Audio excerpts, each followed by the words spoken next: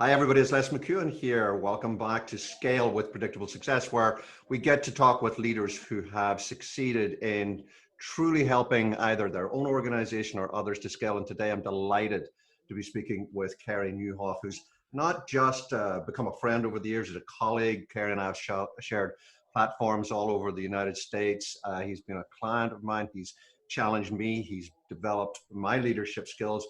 Carey, you and I have done just about everything that's legal for two people in our business to do together, and it's just a delight to have you on the podcast. Welcome. Hey, thanks for answering that tweet. I think I sent you a direct message or even an what was that, 6-7 years ago? At least it might have been 8. Yeah. Might have been 8 years ago. And thank you for getting back to me. And Les, it's been a joy and a privilege, and I've learned so much and talk about you to all kinds of leaders and share your material and insight and wisdom as often as I can. So thank you. You're very welcome, and thank you too. It's been a long mutual journey, and we're going to get into quite a bit of that during our chat together, I know, and the folks are going to really enjoy it. Now, we've got a specific group of people who actually know you better on my podcast, who still know you better than they know me, because they found me through you, because I've been... there you go. You've been kind enough to me on your podcast a number of times. And every time I appear on your podcast, the subscriptions and my list go through the roof. So we have a huge number of people know Carey, know what Carey Nieuwhof does, and know you very well, hold you in exceptional esteem. We'll find out why just shortly. And then we have a group of folks who know of you but haven't really got to know you that well. And then we have a bunch of people who are hearing from you for the first time. So I'd love to start, Carey, by just you sharing a little bit about your own path to where you are now, what you're doing now, and tell us a little bit about what the last couple of months have been like for you. Well, I'll try to give you the 60-second version as opposed to the 60-minute version. But yeah, it was a really unusual career path. So it took me down a lot of places. When I was 8, I decided I want to be a lawyer, but on the way to law school, did a degree in history. But even before that, when I was 16, walked into the local radio station, asked them if they were hiring, asked them for a job, and they put me on the air. So I did radio for about 8 years, eventually made it to law school, graduated law school, worked for a year in downtown Toronto in law. But in that process, felt a call into ministry. So I'm a person of faith. I'm a Christian. Was going to be a Christian lawyer, if that's even possible. Les, you can tell me if that's possible. But did meet my wife in law school, who is a lawyer. And anyway, finished the bar admission course, got called to the bar, went into seminary. Thought I did not have the gifts for ministry, and thought, we'll test it out on like 3 little churches that we had heard about north of Toronto. So we came up here. They were really small, 6, 14, and 23 was the average attendance. And 25 years later, we're still here. So serving the same people in the same church. But the journey has taken a lot of twists and turns. We sold those original 3 buildings, built a new building, then exited a denomination, started over again about 12 years ago as Connexus Church. We're double portable, built the broadcast location. I handed over leadership to my successor, Jeff Brody, who some of your listeners will know. I was about 5 years ago as part of a planned transition. And actually, I don't know when this will air, but the end of 2020 is my last time on staff at Connexus too. So I'll be fully exited. And as a hobby, started to really get interested in like writing books, speaking, where, we met on the speaking tour as well, and podcasting. And basically spend most of my time building into leaders right now, faith leaders, not-for-profit leaders, business leaders, trying to help them with leadership advice. And like you, the whole world pivoted in March of 2020. So I went from I think I flew 150,000 miles last year to different countries and all over the US speaking. And then, that kind of dried up. I don't know about for you, but it was pretty fast overnight in March for me. So I went from like a full dance card to like sitting in the corner alone. But we pivoted to a 100% digital company and have been there, for about 5 months now. And frankly, I'm loving it. So that's the, it wasn't 60-second, but maybe 120-second version. That was a pretty good sum up, Carey. And we'll get back into the impact of the last few months in a little while, because it's been a fascinating time, and you and I have been together a lot virtually during that time. So I'd love to have you share a few of the insights that you've got from there. But I want to go back to something that we talked about, which is the leadership transition that you had. for our listeners, that one of the things that I'd like them to know is that, and I've said this to you before privately, you're one of the very few people, literally a handful, maybe 3-4 people that I can think of, who in the sphere that you operate in, which historically has been within the church environment, whenever I meet other people, you're a first name exchangee, by which I mean somebody says, "Oh, you must know Kerry," or I'll say, "Oh, that means you must know Kerry," and everybody knows who you're talking about. Nobody has to say Kerry and you off, which is just as well because you can't spell it. Nobody can spell it anyway. Nobody. Yeah, You've got way too many vowels in there. It's even worse than mine.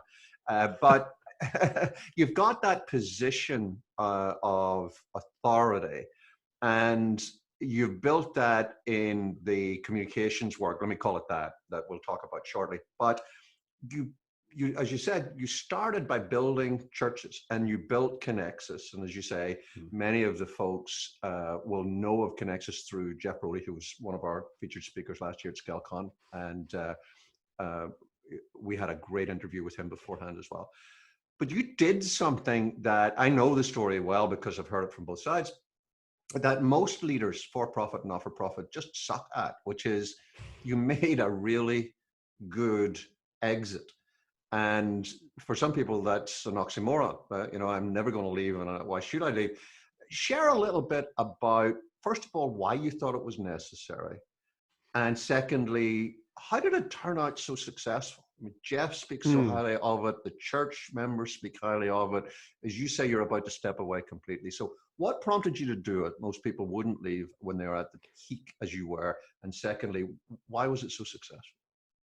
I guess, you don't always understand your motivations in the moment, but the way you ask the question, the first thing that pops into my mind is around the time that I went into radio. So my parents, who are both immigrants to Canada from Holland, started a business together, a tool and mold shop, tool and die shop. So some of your listeners may know that industry very well. I think you know it a little bit too, but anyway. I owned it. I wanted the last tool and die businesses in Europe, I think I owned. I thought you did. I thought you owned one. So you know it well. And I worked in the shop. I was in charge of toilets and driving the trucks. I was a 16-year-old kid. Wow, I got to drive the pickup truck. That was fun. And do deliveries for my dad. And my dad had just started, but he pulled me aside and he said, "Kerry, I would love for you to run the company one day," which I think is everybody's, dream. Right. Now, I wasn't the best teenage son. And I just said to him, apparently, according to my mother, this is an exact quote: "Dad, that is the last thing I want to do with my life." So after piercing his heart, it's like, I feel bad about that. But I knew something at 15 or 16 when he asked me that question. I'm not good at math. I'm just not good at math. And I watched, even in that, the company became much bigger, but it was a little startup. But, I watched what the guys were doing, the journeymen in the shop. And, I'm like, I am not good at this. I can't do X, Y axis. And, you're measuring, as you know, to 1,000th of an inch. And I'm like, I thought a foot was close enough. But when you're making precision taillights for General Motors, you better not blow it. And I said, "Dad, I know I could run the office, but I can't figure out the shop." And I said, "If you move me to the office, the guys in the shop would never respect me and I could never run the company." Right. And I don't know how I knew that at 16, but that was my suspicion. And then I watched my parents for 25, 30 years in business, and they were very successful. They're retired. They're both alive. We have a great relationship. But one of the things they really struggled with was succession. And, it wasn't an option for me. I was into law and then into ministry, and no real successor came down. So what they did is what happens to 96% of all businesses. The company died with the founder. Right. And, they had a really good sell-off. They did very well at it. All their employees got other jobs, but they just wound down the business when it was time to go. And if you look at it, that's what happens with a lot of successful churches. So all of a sudden I'm in the church world, and I'd had a couple of decades in the lead pastor seat, which is really the CEO, the senior leader seat in church world for business leaders. So I was kind of in charge, and I just watched churches go through this life cycle. First of all, churches that were started by their founder that would kind of die without their founder, or it was never as good as when, Les was pastor or Kerry was pastor. So I watched that. But then you could look at even the history of historic congregations that have been around for 50, 100 years. And people would talk about the good old days. And they would say, "Oh, in the 70s when so-and-so was here, in the 90s when so-and-so was here." We had a good pastor. We had a good minister. And the church might grow to 500, 1,000, and then it's right back down to 182, right? Or 82, or whatever the number happens to be. And I realized, because we were blessed, even, the churches were so small, but we were dozens and then hundreds. And then by the time I handed it off to Jeff, we had broken 1,000. And I realized this is really special. Like, this does not, I know that happens in the US all the time. And if you're listening in Dallas, you have 10 churches of 1,000 right around the corner from you right now. But in Canada, according to Warren Bird, we have less than 100, I think 150 churches of over 1,000 people in the entire nation. Right. And in our denomination at the time, it never happened. And so I thought, this is really special. I can't mess this up. And this is bigger than me. And then I'd seen succession done so poorly. I'd seen leaders go, well, I told you so, or they were almost, and listen, I feel all these emotions. So I'm not claiming superiority, but sometimes here I am 5 years out of the lead seat. And I swear this is true. Jeff and I have talked about it. I've never yet had one person say it was better when you led it. Or I wish you were still leading it. Like, nobody said it. On the one point, your ego's crushed, right? You're like, what, does anybody remember me? What am I? Like, are you kidding? On the other hand, you're like, success. Like, that's what is supposed to happen, right? Absolutely. Like, that's right. Like your 8-year-old's dependent on you. But if your 38-year-old is going, Dad, I need some money to get me through to the weekend, there's an issue there. Right. And I think a lot of us who start things, and a lot of us who even maybe we didn't start it, but we got really successful, there's an ego play there. Sure. And so, as you've said, quality team-based decisions, I had to build a team that was going to outlive me. And because I really believe in the mission of the church, I want our church to be around 30 years from now, in whatever form it's going to be in. But, Jeff and I have talked about, well, great, now you're in the role. He's only been in 5 years, but like, who's 20 years younger than you? Who's 15 years younger than you? We're in a series of conversations right now where we're exactly trying to answer that question. And he's not on his way out the door, but if you don't have that bench, if you don't have succession, and I'll close the rant on this because it's really close to my heart. I've seen so many leaders get it wrong. And what God has done in our midst was so special. I'm like, I can't screw this up. I can't screw this up. Plus, I knew, and you've talked about this lesson in your books, but like, I'd done it for 20 years and I was getting tired of the things that should energize me. I was getting tired of meetings. I was like, so what's next? More? I didn't have a clear vision of the future. And I went, that smells like death a decade from now. Right. I can't be leading this. You got to have white hot passion and vision. I think it was a call shift in my own life. I didn't realize at the time. And the church was strong. It was the biggest it had ever been. We had the most money in the bank we'd ever had. We were growing double digits the year I handed it off. And normally what happens in that cycle is a leader goes, I've got it. And then, they kind of plateau, and then you move into treadmill and then into decline. Right. And then it's like, okay, here, you take this. Well, it's like watching Brett Favre play, right? It's like 2 seasons too long, man. Like, you should have gone when you were on top. And I didn't want to go when I was on top. I wanted to go when the church was on top, so that because I know normally what happens is a successor takes a hit for a couple of years. It's like maybe the finances drop. That didn't happen in Jeff's case. The church has grown every year since he's, it's bigger and better than when I led it. But I just thought he needs some slack just in case something happens. And I think something like 95% of all businesses, or it's in the 90s, die with their founder. Right. And the real question for me was, not just can the church run without you, or it was, can the church grow without you? So the real test of succession is, can your successor not just run it? Can your successor grow it? And the answer is yes. He's done an amazing job. So I get to sit in the corner and cheer and, help and encourage and support. And I wanted to ask specifically about that. When we had Jeff on the podcast, I asked him to talk about the success of that handover. One of the things that he gave you credit for was getting out of the way, not, being available, but not messing with stuff. And a lot of people who attempt transition or succession, that's where they fall down. How hard did you find that?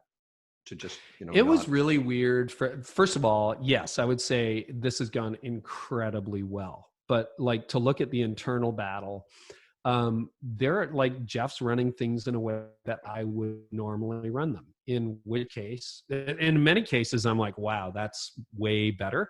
But every once in a while, I'm like, oh, what about this? And then one of two things happens. Either I say nothing, and the further I get away from the succession, the more important it is for me to shut my mouth, talk to my wife, say a prayer, walk away, go for a run, go for a ride, just shut up. That's really, because I've seen so many founders just nitpick their successors, even to the point until they leave. And Right. it's disastrous. So we made a commitment that I would never speak ill of him publicly or privately to another person. Right. Now, spouses accepted, right? Okay, if he's got to vent to Leslie, and he made the reciprocal covenant. He's not like, oh, well, now that I've got it, man, when Carrie ran the church, whoo, what a disaster, Right. which you've heard Right. 1,000 times too. So we made that commitment. And then privately, once in a while, I'll see something. So if I'm not going to be quiet about it and I think it could be helpful, I usually wait for him to ask me questions. And sometimes Jeff asks me questions. At the beginning, he asked me a million. Sometimes he doesn't. And then I'll say, hey, do I have permission to offer feedback? And I'll just ask him, do I have permission? He's never said no. He has permission to say no. And I'll say, hey, and sometimes it's really small. Like, did you see the scratch on the wall?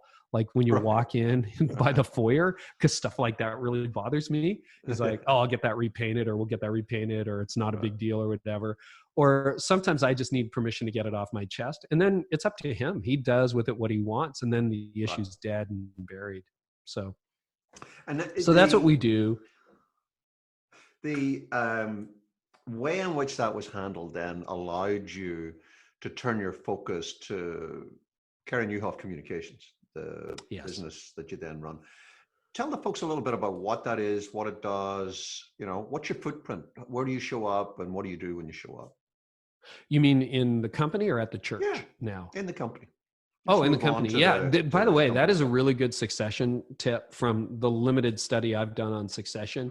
2 reasons it doesn't go well. One, financially, I need the money, so I'm going to keep meddling, or please invent a job for me. And I needed, I've still been the teaching guy up until this year. But my salary is a fraction of what it used to be, which is fine. But the other thing, honestly, Les, is all your best days are behind you. And, I left when I was 50. I'm 55 now. So when I was 50 and I stepped out, I'm like, boy, there's a lot of life on the other side of 50, right? And so if the biggest thing, you become almost like the homeowners association, where you just complain about everything because you got nothing to do all day. And so you just make city council's life miserable. And that's what a lot of guys do. It's like, I'm just going to go back and meddle because I got nothing else to do. So, I do a number of things. I do a leadership podcast. I actually host 2 podcasts now. I offer courses to leaders. So we got a half dozen courses out on the market by the time this airs. I used to speak and travel a lot. That's been, we pivoted to 100% digital in light of COVID. And now my team's grown. It used to be me and an assistant, but now I've got a staff of 6 that I lead. And basically, we exist to help people thrive in life and leadership. And we produce resources that can help people do that. I still blog. We get like a lot of traffic. I think these days, the content that I produce gets accessed about 1.5 million times a month. So it's got like a global impact, mostly American. But that's the blog, the podcast, and emails that are actually read. I sent a daily email to people, just a little leadership nugget every day. And so that keeps me busy. So I'm not like, I don't want to say I don't have time to go and meddle, but when you have a focus and a positive future, and that doesn't have to be another job. This actually got way bigger than I thought it would. Like I thought, oh, maybe I'll do a bit of speaking in this. Okay. Well, now what do I do? It's like, I guess it's going to keep me pretty busy. So it's got me pretty busy, and I'm loving it. I feel like, in the same way, I think I felt called, if I want to interpret this theologically, called to go to law school to meet my wife. That's the best thing that came out of law school. And then really 2 decades of ministry was fantastic. But I feel like this calling to help leaders and equip leaders is sort of the next season of my life. And between books, the blog, podcast, courses, speaking, if it comes back, that's going to keep me sprinting for a little while. And I'm loving it. I'm loving it every bit as much as I did my brief time in law or that first 1.5 decades of ministry. And that, that sense of excitement and fulfillment that you have comes across a lot in all that you do. And for anybody, whether you're in the for-profit church faith-based world or not, I can thoroughly recommend all of Kerry's materials. He does something which I believe to be 100% true, which is he talks truth, and therefore the truth that he speaks is translatable into any environment. But you've been specifically focused on the church world, and I remarked to you just as we were getting into the preamble here to our discussion that I've been particularly struck by the directness of what you've been sharing on your blog into the church world, to church leaders in the last 4 to 6 weeks, in terms of, as it seems to me, if I might paraphrase on your behalf, forgive me, just trying to give many church leaders a wake-up call about the reality of not just what's been going on and is going on now because of COVID, but the potential impacts of that down the road. And I want to segue in due course into the wider leadership impact of COVID as you see it, but just into the church world, Kerry, summarize, if you can, just, the top 4 or 5 things that you've seen that you're fearful that some church leaders are just either in denial or they're not getting it. I think there's a pile of denial going on right now, and I hope I'm wrong. So I think that I would start with this question: is this an interruption or a disruption? And I mean, we're recording this in August of 2020, if you want to timestamp it. And I think a lot of people thought, oh, we'll be back to normal. Summer's going to take the virus away. The fall will be normal. It's not normal in the least. And a lot of my friends who do what I do, who are speaking, I was talking to one yesterday. He's like, yeah, we're probably not in planes until summer of 2021. Now people are starting to talk about 2022.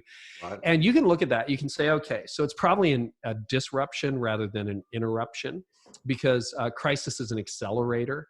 But I also think that there's a temptation to call this a medical crisis, and it is a medical crisis. People are dying, people are infected, millions, hundreds of thousands dead, etc. It's a medical crisis, but I also think it's a cultural crisis. And if you look at church attendance patterns from the Barna Group over the last 20 years, it is pretty easy. It's down and to the left in every age demographic.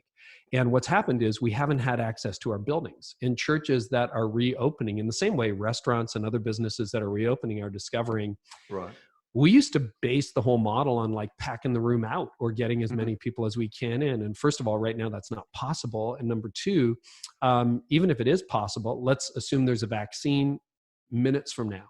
Everybody's fine. Coronavirus is gone. I think the shift is so deep because we have been moving to a digital economy anyway and a digital reality anyway.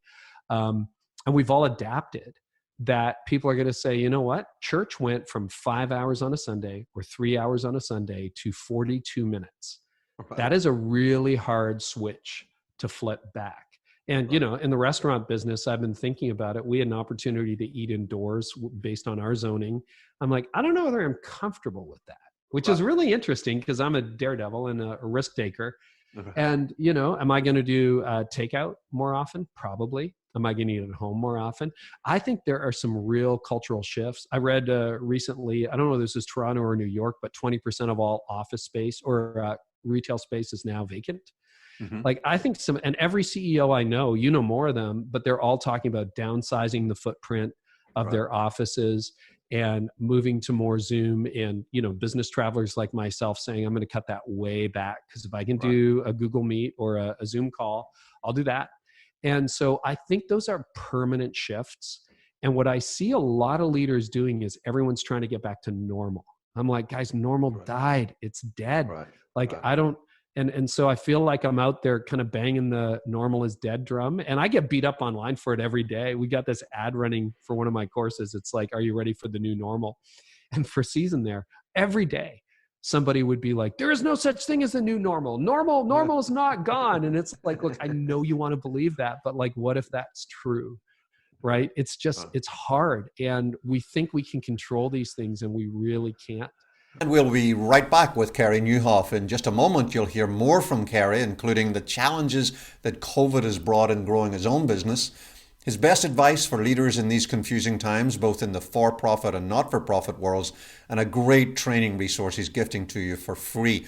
Now, if, like Kerry and me, you're an MSE, that's the most senior executive, Whether you're the founder or CEO or managing director or lead pastor or madam secretary, whatever the title of the most senior person in your organization, if that's you, then you know one thing for sure.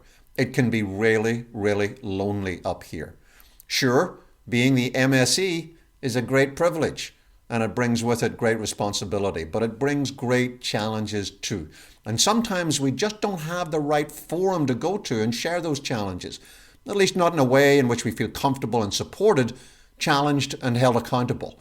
Now, I'm sure you've got a great team in your organization, a fantastic senior leadership team who support you, but there are times when you're just not ready to share with your senior team just yet. And there are other times when you want to talk with people who've got a different perspective other than from the inside of your organization. Sometimes you just don't want to distract your senior leadership team because of some of the other things that you've got going on. Now, I know that you have almost certainly built a great support group of friends and family, but let's be honest, I know this and I know you do too. There are many times when you're grappling with a particular challenge, a growth challenge, either around your own leadership or the growth of your organization, and you just don't want to burden your friends or your family. And many times, even when you do, they often can't really help you. And that means they're left feeling frustrated and you're left feeling unfulfilled. Now, it's precisely because of that challenge, the challenge of it being lonely at the top, and yet we face big challenges of our own to meet as leaders, that we can all benefit from working with an executive coach. Someone who provides perspective, objectivity, accountability, experience, and empathy. Carey Nieuwhof, our guest interviewee today, is just one of the literally hundreds of growth leaders just like you who I've had the privilege to coach. Perhaps a coaching relationship might be exactly what you need for the support, accountability, and encouragement you're looking for in these incredibly difficult times. So why not go, take a look, make your own mind up, head over to predictablesuccess.com/coach and check it out. And now back to our guest today, Carey Nieuwhof. And so I think we're at risk less of, being the CD salesperson in the age of Spotify, or the mall owner in the age of Amazon, Blockbuster retailer, right? Blockbuster in the age of Netflix and Hulu and Disney Plus. I think it's shifted, and it's very possible. Even for my company, we tend to operate on margin, and so I got to tell my team, we're safe. We got a few months here in the bank, right, so nobody's getting laid off. And then we said, what do we do? And we just pivoted to free. We could a free course, Lead Through Christ. By the way, we'll give that to your listeners if they want. It's still free. And we've served over 10,000 leaders through that crisis leadership course. And then we introduced a very low cost product that could help people. And we're just here to serve. You can pivot, and you've got to imagine new things. And right. So my future looks radically different than I thought it would. And that's okay. And I think if you don't pivot, irrelevance, the way I define relevance is the gap between how quickly things change and how quickly you change. Right. And if things are changing faster than you are, you become irrelevant.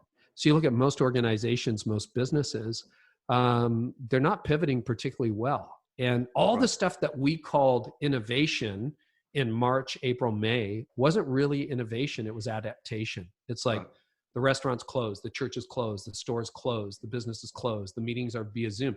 That wasn't innovation. It was like, how do we salvage this thing? And so we got it. The innovation hasn't started yet. It was triage. It was stop the bleeding, right? And so now, if we're going into a long winter economically, I don't know where it's going to go, but you've got to keep pivoting and innovating. And I think the innovation has just started. And I was reminding myself of that the other day, because we have a new course coming on board. So I have a freemium model. 99% of what I do is absolutely free, and the 1% that is charged for pays for everything else. A lot of online businesses use that model, and we see ourselves as a ministry as well as a business, just to help people. But I got to tell you, don't just fall into the course rut. Start looking at other things. So we're looking at a number of other options that we're exploring for 2020 and 2021 and beyond. And I don't know about you, Carey, but I always try to remind myself that it's very easy to be insightful about other people's businesses and industries, and just eating your own dog food in that regard is a challenge sometimes. Because I Oh, agree 100% with you. I think the degree of behavioral change that is now baked in means that there is no going back. And interestingly, Jason Mitchell, who's one of the senior partners and senior pastors in LCBC, one of the largest churches yeah. in Pennsylvania, Great Philadelphia, down church. here, super church, and he's in our mastermind group at Predictable Success, and he was sharing with the rest of the mastermind group members that he has just banned people from saying, talking about going back to anything. And his Yeah. stance is, we are now an online church that may at some point in the future have face-to-face building centric activities, but we're not going back to being a building centric church that happens to have online. That's not going to be the case ever again. I think I that's agree. I got a post I haven't written yet. It's like 5 things pastors are addicted to. And number one on the list is our buildings. And I realized right. that that's how I led. Like, Right. it was like, well, you got to come here. And that is like a cable TV approach. Like, you and I are both old enough to remember if you wanted to watch Seinfeld or Friends or, pick your poison, even The Office in the early days, it's like, well, you better be there Thursday night at 9 or you're going Right. to miss it. Right. Right. Right. And now, like, that's irrelevant. You tell a 17-year-old that, it's like, what do you mean you can't watch when you want? Like, you have to be there at a certain hour. And church keeps operating that way. We were renovating our house a couple of years ago. And I remember it was just one of those moments. And the contractor said, hey, the tap we're installing is broken. Can you go to Toronto, which is about an hour away, and pick it up? Like, I'm like, okay. And traffic was bad. And I just remember looking at Google Maps and it said, we're going to close at 6. And the thought that hit me is like, what do you mean you're not open 24 hours a day? Which is stupid. Of course, it's a physical business. It's a warehouse I'm going to get this, faucet or Right. whatever it was. But I'm like, yeah, in my mind, we were 24-hour-a-day people and I was going to a retail location. So it's such a mindset shift. And the other thing that's challenging, particularly, and I love the people at LCBC. I've spoken there a couple times at different conferences. And so this is not a reflection of them. But, when you're successful, success makes you conservative. Success Right. is, oh, I know how to do this. So I'm not going to change it because I don't want to mess it up. And Rinse so, repeat. some people were very successful in the old economy. Some people, and I think the people who were best at the way things were are the most motivated to bring them back to that place, even if it doesn't success. But then you become, even if it doesn't succeed, because then you become the buggy whip salesperson in the era of the automobile. It's like, probably don't have much of a future, nice little niche, enjoy it. Right. But you're the tech industry suing the city in the age lift. Like, that's what you become. And so, yeah, I see that. And I'm shocked, to be honest with you, about how prevalent that attitude appears to be in the church community. Businesses, all the CEOs I know, they pivoted overnight. In May, they were like, how do we get out of this lease? How do we downsize? How do we pivot to this? How do we do business differently? And church leaders are like, let's just go back. Let's just go back. And I'm like, guys, you can't go back. And if you do, like, go ahead. But I think you're going to get 30 to 50% of what you used to get. And is that and if you have the most important mission in the world, which I think the church does, is that good enough? To me, it's not good enough. Well, it's 100% in agreement with everything you've said. And I would add that a lot of businesses have done the same thing. They've essentially, nobody could blame anybody for this, that, come March 13th in the US timeframe, it was just triage for probably 6 weeks, just dirty fingernail, oh, help, the Munch scream is just, what next? Yeah. But then in the middle of that and for the next period of time, a lot of for-profits and not-for-profits, they did pivot in the sense that they went to where the ball had moved to. So it's like watching 6-year-olds play soccer. It's flock ball, right?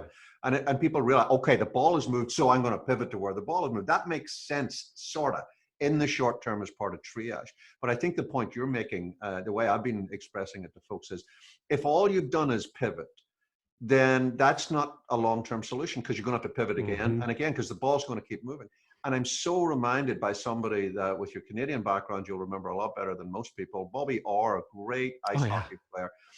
He said frequently, when asked the secret of success, it's very simple. I skated to where the puck was going to be. Mm-hmm. And that's innovation, right? That's not pivoting. That's innovation. Nope. And what we're talking about are those churches and for-profit leaders who have got the vision to skate to where the puck is going to be, not pivot to where the ball is now, to mix our metaphors alive. No, that's so accurate. And that's hard to know, but I'm betting a few big things. Number one, life's going to be way more digital. And there's also evidence. I mean, Stanford's done a study, and then in real time, like big organizations internationally, like Alpha, are offering online, and they're discovering that relationships can't fully exist online, but they can be supplemented way more than anybody thought online. And sometimes people Right. are more truthful online than they are in person, which is like Right. really Right. interesting. Mhm. I'm betting online is a big part of the future. In the same way, there was a big pivot in the 90s and early 2000s in evangelical churches from Sunday school. So, if you grew up in an old-fashioned church, Sunday school wasn't just for kids, it was for grown-ups. And Right. you would end up going to, church in the morning. You do a Sunday school class where they taught you a book of the Bible, and then you go to worship. So it was like a Right. morning deal.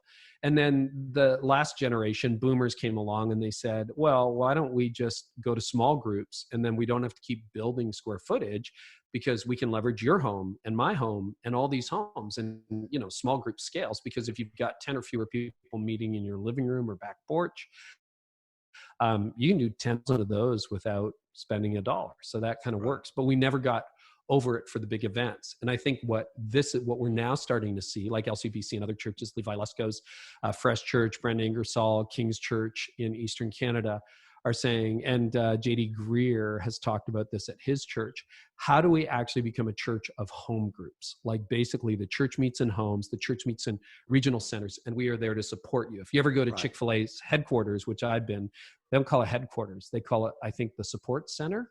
Right. And it's massive, but they say, no, we are not the be all and the end all. Like, this is not HQ. We are here to serve the owner operators Right. that are distributed all over the US and increasingly around the world.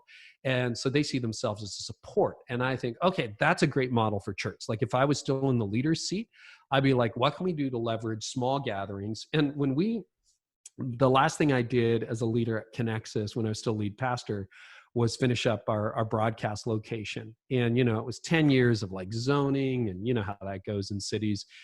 And so we ended up, for a couple $1 million, which is basically what we could reasonably spend at the time, ended up with 26,000 square feet. Wasn't big enough in my view, but like, you gotta live in the real world, not in some fake world. And so it's only 350 seats. So we're now a church of 1,500 people, and our biggest auditorium is 350 seats. But you turn them a few locations, etc., then you can figure that out. But as I toured people through the facility, so this is 5 years ago, I used to joke with them. I said, we built a broadcast studio with a church attached, because we really invested in cameras, staging, lighting. Right. So if you see us online, you'd think, what is that, a 2,000 seat auditorium? It's like, nope, it's 350 seats. But I knew, even in 2015, that the vast majority of people who would come into contact with our message would see it through the lens of a camera. And so we built that with that in mind. Well, fast forward to 2020, and all of a sudden it's like, thank goodness we have this broadcast studio. And we've been online for 4 years, but suddenly when that's the only thing, and I think that's a model for the future. You ever been to like a taping of Fallon or The Tonight Show or that kind of thing? They're really small audiences. That's right. It's striking when you go in. It's like, wow, how many people are here? 200? Like, Right. it's really small. I haven't seen Fallon. I saw Leno just before he retired in LA. And, we went in for the Tonight Show taping. It's like, this is pretty small. Right. But there are millions of people watching, on TV or now online. And I just think that's probably the future. And will that, in person might be more dispersed too. So it is about relationships. But I think that's all going to morph. And the churches that get on it now are going to have, and the businesses that get on it now, who are say, maybe takeout's going to be 70% of what we do. Let's just assume it is. Like, I had to pivot. So my company, when I had literally a year of speaking just wiped out overnight and everything with it, I just said to the team on the Monday after the Friday before, when the world shut down, I'm like, we're a 100% digital company starting right now. Now, I thought speaking would come back in the summer. Wrong. I thought, well, it'll be back in the fall. Wrong. Now I think maybe next year at some point. Maybe wrong. Doesn't matter. We're a 100% digital company. So I can never get on an airplane again, and we're just fine. We get to do, because our mission isn't to get on airplanes. Our mission is to help people thrive in leadership, and so you in life and leadership. So you got to just help people do that. Well, I can do that from my office. I can do that with a microphone. I can do that with a keyboard. I can do that with books, and we can do virtual events. So that's what we're going to do indefinitely until the world changes and the physical opens up. And if it's smart to do it strategically, then guess what? I'll jump on an airplane again. But until then, I'm not waiting for that day. That's been that last piece that you shared is a great opportunity to segue into something I'd love to give the listeners a little bit more of an insight into, which is just to have you share a little bit. You teach leadership in a specific environment, the church world.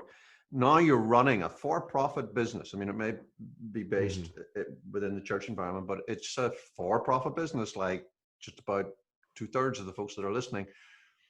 What have you learned about yourself as a leader in that phase, this phase of your life? What have been the biggest challenges for you? So you had the law world, and that was all about, finding your spouse. And then you had the church pastor period. Running a business, where have you found yourself going, I really need to step up here. I'm behind the pace. That's interesting, Les, because first of all, I'll just clarify for the church listeners. It's like, what do you mean it's a for-profit? Because normally the path is everybody starts a not-for-profit when you're not working for the church. The only difference in my mind between a for-profit and a not-for-profit is for-profits pay taxes.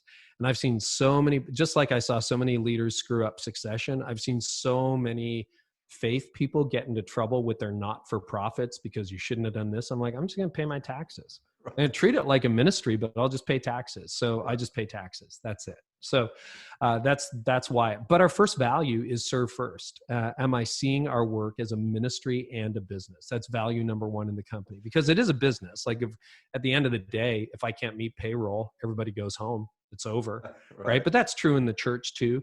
So actually, surprisingly, when I look at my brief time in law and then ministry and now, it's all the same challenges. It's just at a different scale. I'm always a lid. John Maxwell said very famously, if you're the leader, you're the lid. I was a lid at the church. It took us forever to break the 1,000 barrier. Why? Because I couldn't release control. And, I'm still the lid in my company, and your coaching has been really super helpful. So, now we're at the point where not everybody's a direct report. Hopefully it's not, the genius part was a joke, but the genius with 1,000 helpers where it's one person generating everything. No, we got a team now and we're growing, but I am the lid. And my ambivalence as a leader, like what is this, my vision as a leader, all of those things are still the problem. And then what I'm trying to figure out right now, the church was super simple. It's like, this is not about me. I don't want this thing to die with me, and I don't want it to decline after me. So that was a no-brainer. But the challenge for me is like, how hard do I want to work at this? Because it was just a little hobby that's become like a full-time job. And I've reframed it in the context of a calling. Right. And if God gives me 3 more decades till I'm in my 80s, then this is what, with his permission, I would love to do. And I just finished, I hit a great run of excellent books. I just finished 5 years after everyone else, Simon Sinek's Leaders Eat Last. And I love his understanding of leadership. Very similar if you read The Motive from Patrick Lencioni, that the primary responsibility for leaders is to serve. And so I was, I'm 55. It's like a lot of my friends are like finding beaches and retiring. And I'm like, is this what I want to do? Is this, and because like running a company is work, right? Like it's work. It means you serve other people and you serve your audience. And so there was a little bit of a soul crisis in that, like, because if you look at corporate America and even law, it's like, what's in it for me? Well, I'm not really wired that way, but this is a season of life where you could easily go, yeah, what's in it for me? But my wife and I, as we prayed about it and we've dealt with it, we're diving in. We're just going to try to serve people. And, you have to stay profitable. Otherwise you got to close up shop, or, you can't do what you do anymore, but lay everybody off. But, we are going to do this for a long while. And once I had that resolved and that ambivalence was gone, I'm like, this is going to be a fun ride. And it is a joy. And I've had that privilege most of my life, is to get up every day and say, I get to do this. And I feel like most days I get to do this. And that's really cool. But it's all the same issues: scale, delegation, vision, culture. I work really, that's probably the biggest change in the last decade, is I did not pay attention in the first 10 or 15 years to culture. And then with 5 years of church leadership left, I'm like, oh, I got to really pay attention to this. And Right. I'm working on my personal health. Healthy leaders produce healthy teams. So going to counseling, staying prayed up, and trying to make this. And I say to my team all the time, I want this, and it's not big. It's like 6, 7 people, 8 people, whatever. I'm like, you know what? I just want this to be the best job you've ever had. You don't have to work here forever, but I want you to love coming to work. So we work really hard on culture. And, it's kind of like gravity. It just pulls you down. Like if you're not working on culture, making it better, it naturally drifts toxic. So it's having those values high tuned. It's living them out, revisiting them weekly, revisiting the mission, and just keeping people motivated, because nobody really wants to work for me, but maybe they would love to try to help people thrive in life and leadership. And if they want to do that, boy, we could have an exciting future together. Well, it's been a fantastic.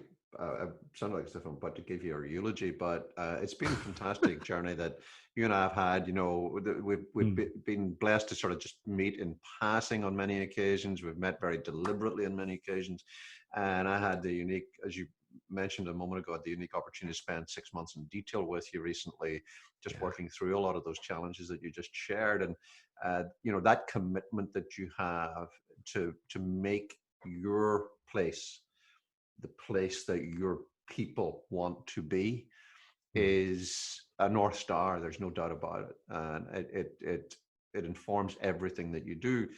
And as we've shared, that's going to be challenged as you grow. The more you grow, the more pressures there come to dilute that, to compromise, to give parts of it away. And it's just been marvelous watching you, steel your spine to keep hold of that at all costs.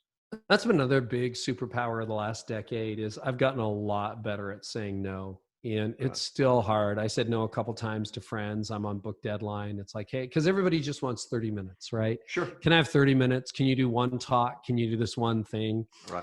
And like, I've learned to affirm the person and affirm the relationship and say, hey, I'd love to right now, but I'm on book deadline, or my plate's full, or I just can't do it. And that allows me to be a better husband, to be a better dad, to be a better boss, to be a better leader. And if my team's happy and healthy, and if my family's happy and healthy, then chances are the readers, the listeners, the clients, the customers, the leaders we serve will be happy, because when they interact with the team, right? Like if you have a nasty flight attendant, probably he or she had a bad boss, or there's a toxic culture. But if you've got happy flight attendants, you got happy servers at this restaurant, you got a motivated chef when you go out to eat, and they're bringing their best, like, that as a client. And you knew that in the congregation. Like that was one of the things people always said, how do you do this? We had 700 volunteers, I think. And like, how do you motivate them all? Well, if they're healthy, I promise you the people who go to your church are going to be healthy. But that's a lot of work to motivate those volunteers, to get them in that place where they really want to lean in. And so I'm saying no to a lot. And like you, there's opportunities that show up every few hours. And just like, okay, I'm going to stay focused. I know my lane, and this is what I'm called to do. But that's super, super hard. Well, we're blessed that you didn't say no to us. Thank you for coming along and sharing with the Predictable Success Tribe. Couldn't say no to you, Les. Are you kidding me? Thank you. So grateful for you. My pleasure. Thank you. And I hope you'll come back in a couple of years and tell us what the journey has been like since then. Hey, can I make an offer to your listeners while we got that for the free course? So I'm not selling you anything, but if you want to take the crisis leadership course, it's called How to Lead Through Crisis. Sort of everything I've learned about the tough seasons in life, plus best gleanings from others. It's absolutely free. We've had, I think, 12,000 leaders go through it so far. And you can find that. I think probably the text offer still works. So crisis to 33777. Crisis to 33777. It's absolutely free, or go to howtoleadthroughcrisis.com. and we'll put all of those details right below wherever it is that you're hearing this. And I strongly recommend that you go get it. I took it. I learned a lot. And you also get to hear Kerry's cool Canadian accent. What's not to like? All right, Kerry, thank you again. And we will talk. Thank you, Les. I'm so grateful for you.